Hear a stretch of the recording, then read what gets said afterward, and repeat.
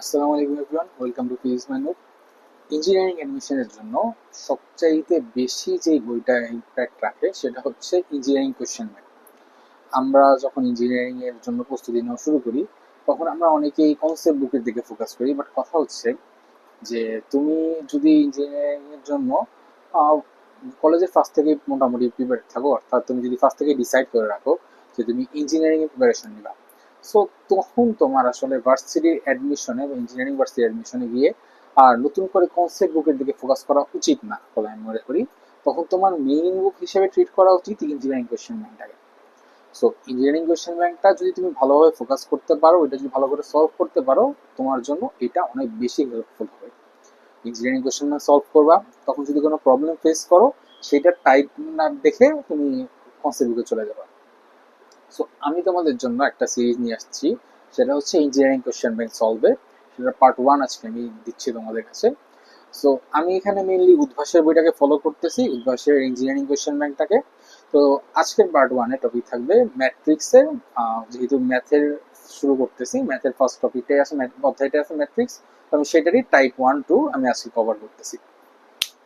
So basically type 1-এ আমাদের ম্যাট্রিক্সের প্রকারভেদগুলো দেওয়া আছে, যে আমরা যে ম্যাট্রিক্সটা পড়ছি সেটা আসলে কিরকম কিরকম হয়, ব্যতিক্রমী, সমঘাতী বা তোমার অভেদঘাতী কিরকম হয় সেগুলো সব দেওয়া আছে।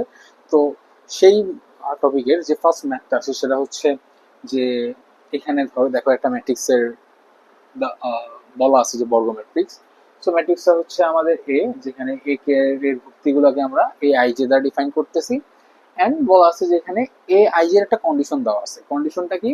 যে এই ভুক্তিগুলো হবে 2i-j, যেখানে আই জে এর মান হচ্ছে 1 2 3। ঠিক আছে? সো আমাদের এই কন্ডিশনটা ফিল আপ করে এই ম্যাট্রিক্সটাকে সাজাতে হবে। তো সিম্পলি আমরা জানি কি, যে একটা ম্যাট্রিক্স যদি এ হয় সেই ম্যাট্রিক্সের ভুক্তিগুলো কিরকম হবে? এটা হবে হচ্ছে 1 1, এটা হবে 1 2, এটা হবে 1 3। যেহেতু 3/3 ম্যাট্রিক্স, রো থাকবে 3টা, কলাম থাকবে 3টা। এটা হবে হচ্ছে আমাদের 2 1, এটা 2 2, এটা 2 3, এটা হচ্ছে 3 1 3 2, এটা হচ্ছে 3 3। রাইট? এরকম হবে। সো এই কন্ডিশনটা ফিল আপ করে, মানে এই 1 2, এই 1 2 এখানে বসে আমাদের এই ম্যাট্রিক্সটাকে কমপ্লিট করতে হবে। সো যদি আমরা কমপ্লিট করি, দেখো এখানে কি দাঁড়ায়। এখানে দাঁড়াচ্ছে যে a11, এখানে 1 1 বসালে কত হয়? 2 মাইনাস 1, মিনস এখানে ভ্যালু আসতেছে 1। যদি আমরা এখানে 1ই বসাই, যে জায়গায় 2 বসাই, আমাদের আসতেছে 0। এখানে আমরা যদি আবার 1 বসাই, এখানে যদি 3 বসাই, আমাদের আসতেছে কত? -1। রাইট? আবার আমাদের যদি এখানে 2 1 বসাই, 2 2 4 -1, কত আসে? 3।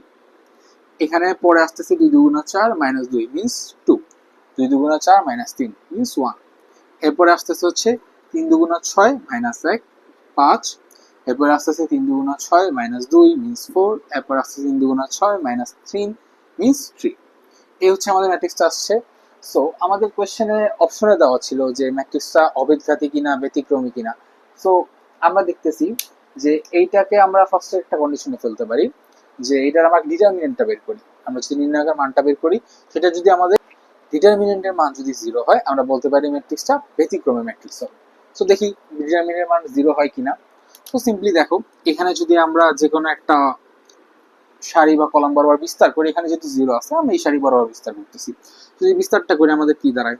1 ইন্টু এই দুটা রো কলমকে ঢেকে দিলে 3 2 6 -4, তো 6 -4, 6 -4। এটা যেহেতু লেখা নাই, তো লিখতেছি না, থাকতেছে -1। -1 লিখলাম, -1 এর সাথে এটা গুণ হবে, 3 4 12 -10, 12 -10। সো দেখো আমাদের কি দাঁড়াচ্ছে, এখানে এখানে ভ্যালু দাঁড়াচ্ছে আমাদের 2, আর এখানে দাঁড়াচ্ছে -3। সো ইকুয়াল আসছে 0। দ্যাট মিনস এই ম্যাট্রিক্সটা একটা কি ব্যতিক্রমী ম্যাট্রিক্স।